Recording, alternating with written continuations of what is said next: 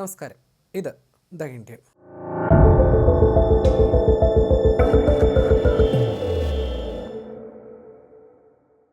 Operation സിന്ദൂരിൽ പാകിസ്ഥാന്റെ വ്യോമസേനാ താവളങ്ങളെ തകർക്കാൻ നിർണായക പങ്ക് വഹിച്ചവയായിരുന്നു ഇന്ത്യയുടെ സുഖോയ് 30 MKI യുദ്ധവിമാനങ്ങൾ.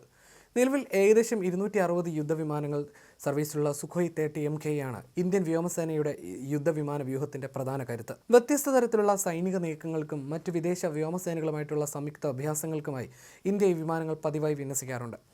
ഈ വിമാനം ഇന്ത്യൻ വ്യോമസേനയുടെ ഭാഗമായിട്ട് ഇപ്പോൾ 2 പതിറ്റാണ്ടിലേറെയായി കഴിഞ്ഞു. ഇപ്പോൾ സുഖോയ് യുദ്ധവിമാനങ്ങളെ അത്യാധുനിക സൂപ്പർ സുഖോയായി പരിഷ്കരിക്കാനുള്ള നിർണായക ഘട്ടത്തിലേക്ക് പരീക്ഷണങ്ങൾ കടന്നിരിക്കുകയാണ്.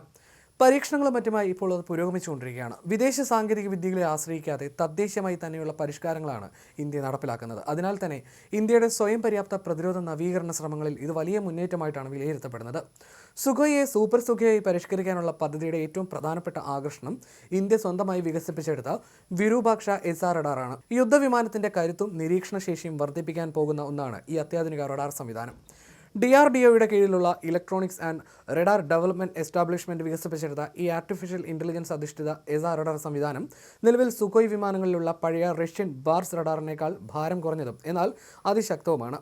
ഏകദേശം 2400 മുതൽ 2600 വരെ ട്രാൻസ്മിറ്റ് റിസീവ് മൊഡ്യൂളുകൾ അടങ്ങിയ ഈ റഡാറിന് ശത്രുവിൻ്റെ യുദ്ധവിമാനങ്ങളെ 300 മുതൽ 400 കിലോമീറ്റർ വരെ അകലെ നിന്ന് തന്നെ കൃത്യമായി കണ്ടെത്താൻ സാധിക്കും. ഇതോടൊപ്പം ഒരേ സമയം ഒന്നിലധികം ലക്ഷ്യങ്ങളെ നിരീക്ഷിക്കാനുള്ള ശേഷി, ആക്രമണങ്ങളെ പ്രതിരോധിക്കാനുള്ള കരുത്ത്, ആകാശത്തു നിന്ന് ആകാശത്തേക്കും ഭൂമിയിലേക്കും കടലിലേക്കുമുള്ള ആക്രമണ ദൗത്യങ്ങളുമായി സുഗമമായി പൊരുത്തപ്പെടാനുള്ള മികവും ഈ പുതിയ സംവിധാനം ഉറപ്പു നൽകുന്നു.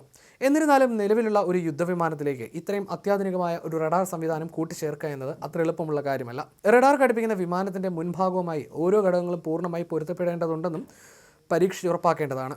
വിരൂപാക്ഷ റഡാറുമായി സുഖോയ് വിമാനം ആകാശത്തേക്ക് ഉയരുന്നതിന് മുൻപ് വിമാനത്തിന്റെ മുൻഭാഗത്തിന്, അതായത് റേഡോം എന്ന് വിളിക്കുന്ന ഭാഗത്തിന് റഡാറിൽ നിന്നുള്ള തരംഗങ്ങളെ ദുർബലപ്പെടുത്താനോ തടസ്സപ്പെടുത്താനോ കഴിയില്ലെന്നും ഉറപ്പുവരുത്തേണ്ടതുണ്ട്. ഇത്തരം നിർണായക വെല്ലുവിളി പരിഹരിക്കുന്നതിനായി DRDO, LRDE, Hindustan aeronautics limited എന്നിവയുമായി സഹകരിച്ച് പഠനങ്ങളുമായി മുന്നോട്ട് പോവുകയാണ്. വലുപ്പമേറിയ ഈ പുതിയ റഡാർ വ്യൂഹത്തെ ഉൾക്കൊള്ളാൻ പാകത്തിൽ, എന്നാൽ വിമാനത്തിൻ്റെ വേഗതയോ സ്ഥിരതയോ ബാധിക്കാത്ത രീതിയിൽ പുനർരൂപകൽപ്പന ചെയ്ത ഈ പുതിയ റേഡോം ഇതിനകം തന്നെ വികസിപ്പിച്ചെടുത്തിട്ടുണ്ടെന്നാണ് സമീപകാല റിപ്പോർട്ടുകൾ സൂചിപ്പിക്കുന്നത്. വെറുമൊരു റഡാർ മാറ്റിവെക്കൽ മാത്രമല്ല സുഖോയിൽ നടക്കുന്നത് എന്നാണ് ഈ സൂക്ഷ്മമായ പരിശോധനകൾ തെളിയിക്കുന്നത്. പരീക്ഷണങ്ങൾ വിജയകരമായി പൂർത്തിയായി കഴിഞ്ഞാൽ വിരൂപാക്ഷ റഡാർ സംവിധാനത്തിൻ്റെ പ്രവർത്തനക്ഷമത ഉറപ്പുവരുത്തുന്നതിനായി ഏകദേശം 200ഓളം പരീക്ഷണ പറക്കലുകൾ ഈ ഘട്ടത്തിൽ ആവശ്യമായി വരും. ആദ്യഘട്ട പരീക്ഷണ പറക്കലുകൾക്കായി പ്രത്യേകമായി നിശ്ചയിച്ച ഒരു പരീക്ഷണ വിമാനമാണോ അതോ സുഖോയ് വിമാനം തന്നെയാണോ ഇതിനായി ഉപയോഗിക്കുക എന്നത് വ്യക്തമല്ല. സൂപ്പർ സുഖോയ് പദ്ധതിക്ക് കീഴിൽ ആദ്യഘട്ടത്തിൽ 84 സുഖോയ് യുദ്ധവിമാനങ്ങൾ നവീകരിക്കാനാണ് ഇന്ത്യൻ വ്യോമസേന ലക്ഷ്യമിടുന്നത്. റിപ്പോർട്ടുകൾ പ്രകാരം ഏകദേശം 63,000 കോടിയിലധികം രൂപയുടെ വൻ നിക്ഷേപത്തിലൂടെ 200-ലധികം വിമാനങ്ങൾ ആധുനികവൽക്കരിക്കാനാണ് ഈ പദ്ധതിയിലൂടെ ലക്ഷ്യമിടുന്നത്. വിരൂപാക്ഷ റഡാറും മറ്റ് തദ്ദേശീയ സാങ്കേതിക വിദ്യകളും ഘടിപ്പിക്കുന്നതോടെ ഈ പരിഷ്കരിച്ച വിമാനങ്ങൾ പ്രാദേശിക സുരക്ഷാ ഭീഷണികളെ പ്രതിരോധിക്കാനുള്ള ശേഷി വർദ്ധിപ്പിക്കുകയും ഇന്ത്യയുടെ വ്യോമ മേധാവിത്വം കൂടുതൽ ശക്തമാക്കുകയും ചെയ്യും.